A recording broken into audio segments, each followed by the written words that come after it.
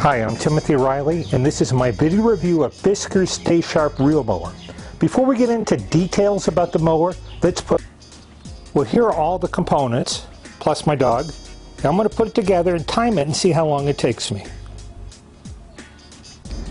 Now here's the mower fully assembled.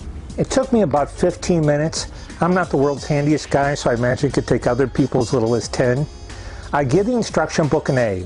It was finely detailed, extremely well illustrated, and written professionally, which is something I don't see often enough these days. I give the assembly a B, and the reason is that even though it was pretty easy, they didn't include the two tools necessary. And since those little stamp tools would have worked just fine, I think they should have included those. Now let's take a look at the mower itself in detail. I have the mower set on its side now, and adjusting the cutting height is very simple. It cuts from 3.5 inches at the highest, which is 7, to 1.5 inches at the lowest, which is setting number 1. All you do is you pull up in the pin and move the wheel. I'm going to set it right in the middle there at 4. You hear it click into one of these holes, and each wheel needs to be changed independently. While the mower is still on its side, you'll see that the blade of the reel does not make contact with this bar, unlike other designs, which will keep the blade sharper for a much longer period of time. Now in comparison, here's the Scott's 20-inch classic reel mower, and the blade actually makes contact with this bar all along here, which is why it makes a squeaking noise. It's harder to push, and you have to sharpen the blade at least once a year.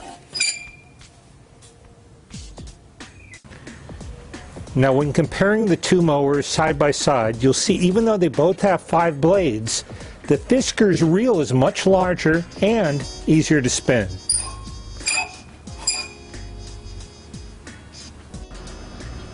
Now for those of you who aren't real familiar with the effects of a rotary mower versus the effects of a reel mower, a rotary mower is a lot like this cleaver.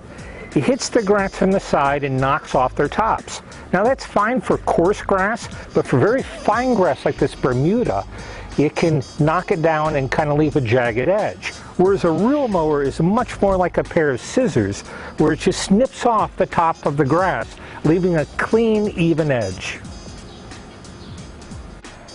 So this is definitely quieter than the Scott's and easier to use, easier to push.